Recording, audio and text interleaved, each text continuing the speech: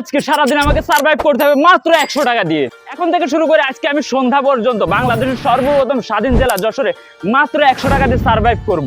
তো সারাদিনের খাবার দাবার এবং গাড়ি ভাড়া আমাকে এই 100 টাকার ভিতরে ম্যানেজ করা লাগবে। বর্তমানে দ্রব্যমূল্যের যে পরিমাণ ঊর্ধ্বগতি, তা থেকে আমরা সারাদিন যশোর শহরে কি 100 টাকায় সার্ভাইভ করতে পারবো নাকি পারবো না? তো চলেন আর বেশি কথা না বাড়িয়ে সেইটাই দেখে নেওয়া যাক।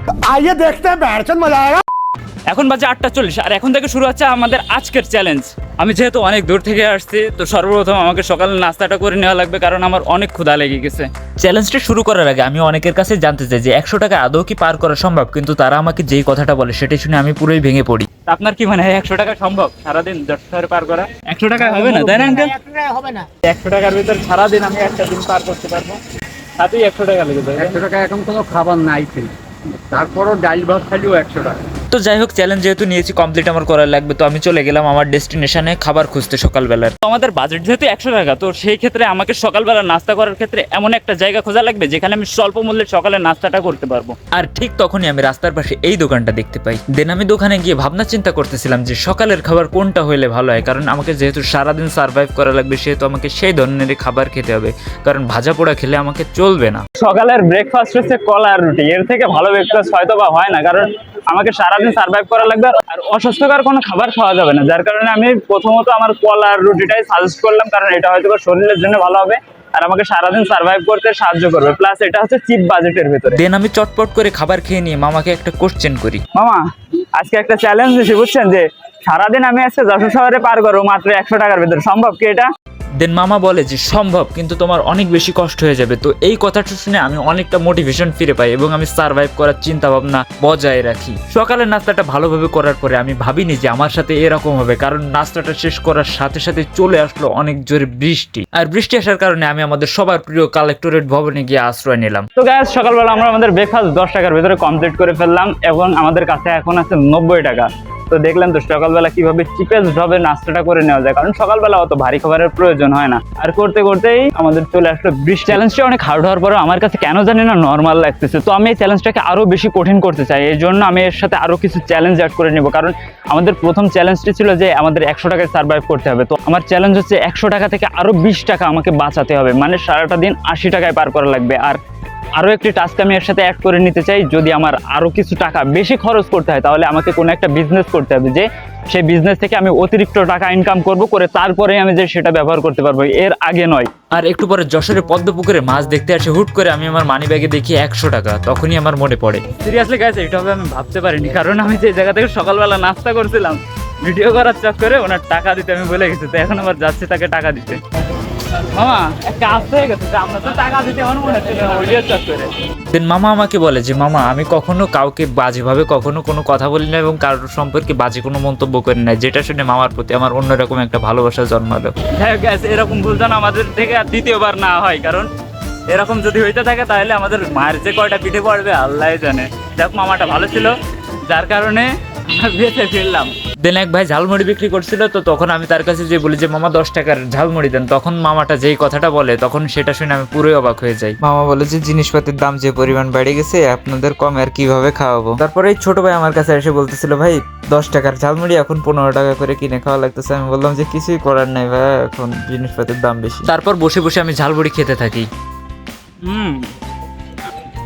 অনেক ভালো, দেখতে হবে না ভালো হবে না কেন, 15 টাকা নিচ্ছে, 5 টাকা এই জায়গায় আবার বাড়তি। কোর্ট পার্কে অনেক সময় বসে থাকার পর আর ভালো লাগছিল না বলে আমি চলে যাচ্ছিলাম পৌর পার্কের দিকে। এই ভিডিওটা করার সময় আমার সব থেকে চ্যালেঞ্জিং বিষয় এইটা লাগতেছিল যে 100 টাকা আমাকে পার করা লাগবে, এইটা নিয়ে আমি কিছুই ভাবতেছিলাম না। আর আমার সব থেকে বেশি ভয়ঙ্কর যে জিনিসটা লাগতেছিল যে একা একা সারাদিন আমি কিভাবে কাটাবো। আর ঠিক তখনই আমার সাথে এই ছোট ভাই দুইটা দেখা হয়, যাদের সাথে আমি গল্প করতে করতে পুরো 3 ঘন্টা পার করে ফেলছিলাম। সারাদিন এসে টাইম পাস করতে পারতেছে না, তার কারণে এই যে দুইটা ছোট ভাই পাইলাম, ছোট ভাইদের সাথে আড্ডা দিয়ে বেড়াচ্ছি, ঘুরে বেড়াচ্ছি, এদের সাথে এসে একটু টাইম পাস করতেছি, কারণ সারাটা দিন আমার সার্ভাইভ করা লাগবে।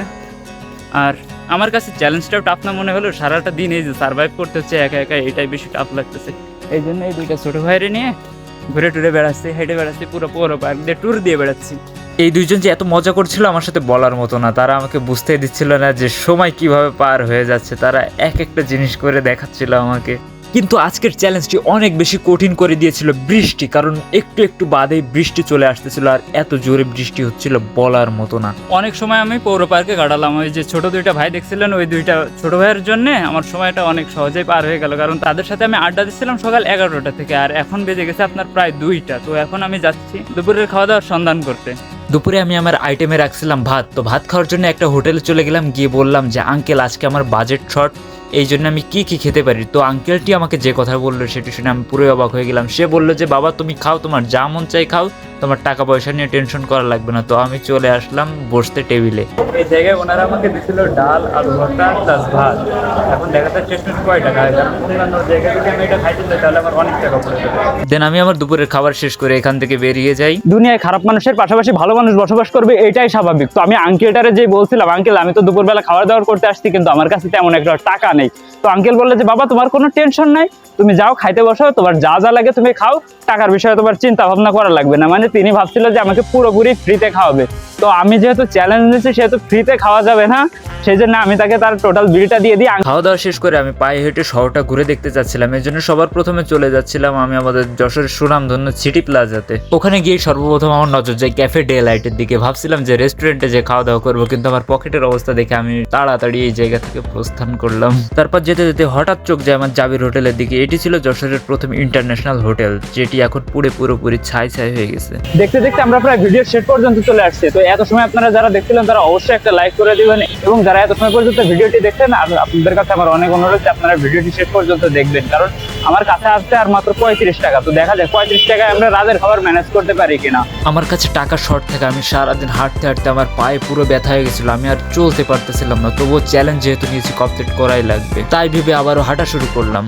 তো রাত পর্যন্ত আমি থাকতে পারতাম, কিন্তু আমার বাসা যেহেতু আরও 15 কিলোমিটার দূরে যশোর থেকে, তো আমাকে সেখানে সাইকেল চালিয়ে যেতে হবে, কারণ আমি চ্যালেঞ্জটা একেবারে পুরোপুরি কমপ্লিট করার জন্য যে 100 টাকায় পার করার জন্য আমি এখান থেকে সাইকেলে চলে গেছিলাম, যাতে একটু চিটিং না হয় আমার দ্বারা। তো এখানে যে মামার কাছে আমি ভেলপুরি দাম শোনার পর মামা বললো 30 টাকা। তো আমার কাছে এখনো 5 টাকা বেঁচে থাকে চ্যালেঞ্জ থেকে। গাইস অলরেডি আমরা ভেলপুরি নিয়ে এনেছি, যেটা হচ্ছে প্লেট আমার পড়ছে 30 টাকা, আর এই জায়গায় টোটাল কয়টা আছে, 5টা আছে।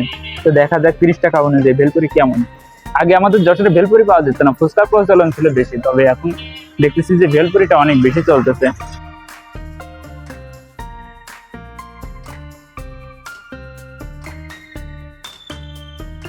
এটার টেস্ট অনেকটা ফুচকার মতো, কিন্তু ফুচকা তেমন একটা আমার ভালো লাগে না, কিন্তু এটা ভালো লাগতেছে। তবে আমি আপনাদেরকে আরেকটা জিনিস সাজেস্ট করতে চাই, যদি আপনারা সারাদিন এসে থাকেন তাহলে এইসব খাবার না খেয়ে একটু ফ্রুটসের দিকে যাবেন, কারণ এইগুলা খাওয়া যে কতটা শরীরের পক্ষে ক্ষতিকর বলার মতো না। প্লাস ঝাল এতে যে পরিমাণ দেওয়া, কম দিতে বলছে, তারপরে যে পরিমাণ দিচ্ছে তাদের হয়ে যাচ্ছে। তো আমি মামাকে অবশিষ্ট 30 টাকা দিয়ে দিলাম, এবং এখনো পর্যন্ত আমার কাছে 5 টাকা অবশিষ্ট আছে। তো যেই আঙ্কেলরা কাকুরা বলছিলেন যে আমি নাকি 100 টাকা আজকে সারাদিন যশোর শহরে পার করতে পারবো না, তো তারা যদি দেখে থাকেন তাহলে দেখেন যে আমি 100 টাকায় পার তো করছি, সাথে আবার 5 টাকা বাঁচাইছি। কিন্তু আমি যে সেকেন্ড চ্যালেঞ্জটা নিয়েছিলাম সেটা আমি অবশ্যই হার মানছি, কারণ যে 100 টাকায় বর্তমানে দ্রব্যমূল্যের যে পরিমাণ ঊর্ধ্বগতি, আসলে সম্ভব না সার্ভাইভ করা। তারপরেও কষ্ট করে অনেক কষ্টে সার্ভাইভ করলাম। তো আপনাদের যদি ভিডিওটি ভালো লেগে থাকে তাহলে অবশ্যই একটা লাইক দিয়ে পাশে থাকবেন, আর যদি পারেন তাহলে আপনার কোনো অথেন্টিক ফ্রেন্ডের কাছে ভিডিওটি শেয়ার করবেন। ধন্যবাদ আপনাদের সকলকে। ও হ্যাঁ, আরেকটা কথা, সাবস্ক্রাইব করতে ভুলবেন না কিন্তু।